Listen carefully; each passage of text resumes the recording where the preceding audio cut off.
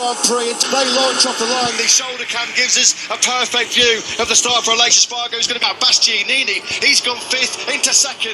It's getting pretty close. They force their way through to third from pole. Quartararo did not have a good start at all. Alex Rins went straight around position. So Aleix Espargaro now up the inside of Fabio Quartararo. He's going to be really worried now about front tyre pressure and temperature. Jack Miller got the dream launch from second on the grid. Gami and Marc Marquez is up behind Quartararo. There's been a mistake by Bastianini. I think going into sector 3, I wonder if he made a mistake on the brakes. So easily done with a new front tummy into turn number 12. Nakagami though says no, you're not having that. He tries to find inside. The room was there. Quartararo got picked up over the line. Then it's been a nightmare for the home. Fabio Quartararo just had to sit that bike up. He's now coming back through, and Zarco's having a go. At the Dunlop chicanes, and Zarco tries to recover lost places at the start as well. I think Brad Binder's lost a wing on the left-hand side of that factory KTM. He has a collision. You can't take your eyes off this French Grand Prix early on here at Le Mans. Jack Miller is still leading to Rins as well. Explosive first lap and a half of this Grand Prix, but perfect for Agro, who was hoping for a better start from that brand new carbon clutch. He didn't exactly get it. He's back. He's nearly 3 seconds off the lead. Aleix Espargaro is faring better than his teammate Maverick Vinales. Another horror show off the line for Maverick Vinales. Back at the front though. There is Juan Mir. If front row starts, it will not be easy though to find their way through on Mir and Bastianini as he was taking super fast first section. Somebody's gone way off. Somebody's gone way off. I think moments in practice, didn't we? For Johan Zarco and Marco Bezzecchi, and having missed the this time around, there's no saving it for Alex Rins. This is horrible.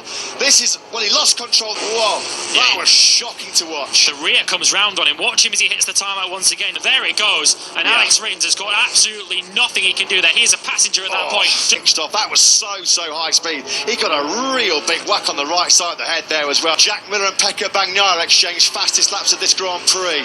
By far the quicker man than Miller, and now Miller under immense pressure. He led for so long, didn't he, in the Austin round in Texas. Teammate Pecco Bagnaia. Don't rule out the world champion yet. Fabio Quartararo for the home crowders, who won on that last lap, even whilst overtaking the 8 times world champion. He was quicker than Rain at the front. That's as scary as it gets for somebody like Alex Rins to be hurtling through the gravel trap and over. Okay, in fact, he's joined the race somehow on that factory Suzuki. How has he regained his composure? Career then. We're on board with Marc Marquez looking directly ahead. Here comes that move then.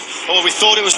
What's not in any doubt though is Pecco Bagnaia, the pole man, has hit the front for the first time in this French Grand Prix. Qualifying yesterday. We said they're free to race, didn't we? They are free to race. Rennie Gardner though, some pretty extreme weather today. He didn't get it, and his Grand Prix ended. Particularly Enea Bastianini, he's not really doing his cause. That very disappointing day for the Pramac Ducati man. So what's the story then between the leads? When we see him up behind a competitor, we expect Bastianini to make the move rather than playing with before. Of course, cast your minds back to the Austin Grand Prix, as Matt mentioned, good at managing that tyre. Between Bagnaia and Bastianini, will the beast prevail? Pecco Bagnaia to go up the Spanish Grand Prix in Jerez.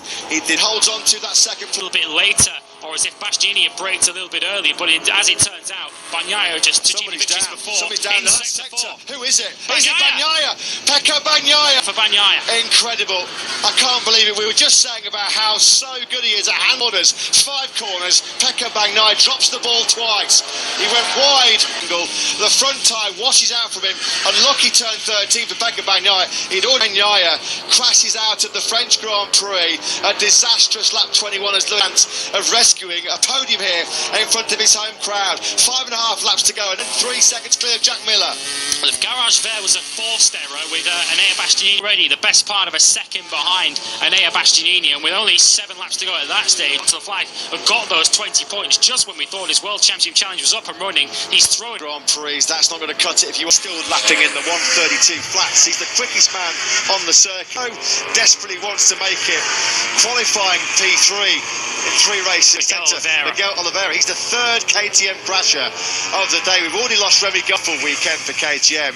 Their leading light, as we so often say, is Brad Binder. There was he nearly wipes out its former owner, Pol Espargaro. So Binder is the long way back though, nearly 18 seconds behind this young man, Enea Bastianini. And Luca Marini up to 9th, and Maverick Vinales, who, as Matt mentioned at the end of the first lap, was Vinales too much too late, unfortunately, for the Spaniard on the Aprilia, but he's at least laps to go here in Le Mans, and now Bastianini on course for a third win of the season. He's 2.8 years living the dream right now, a dream he doesn't want to wake up from.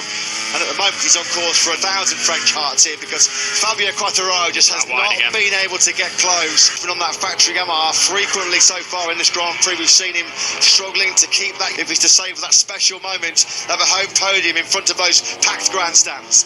At his home Grand Prix, but he's not going to want to throw away 13 World Championship points at this stage. No, Repsol Honda snaking and slipping around underneath him as he got on the gas. Mid-race tussle, didn't they, for 5th place, but Marquez is now nearly 4 seconds behind. Marquez, bring it home, see the checkered flag. It will be another top 6 finish for Marc. Now Bastianini, that's all that stands between the Gresini rider and a third Qatar. He won in America. They are his only 2 podium finishes in 2022. It's been brilliant consistency, as always. It's been a rare occurrence on lap 21, going down the hill into Garage Fair, and he's reaping the biggest rewards him to 2nd place. He'll be back-to-back podiums here in Le Mans for the Australian.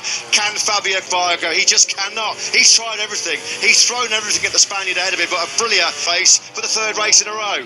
Only really, I think the Blue S's and record him on. He's going to have to settle, I think, for 4th place, but still 13 useful championship points in the big.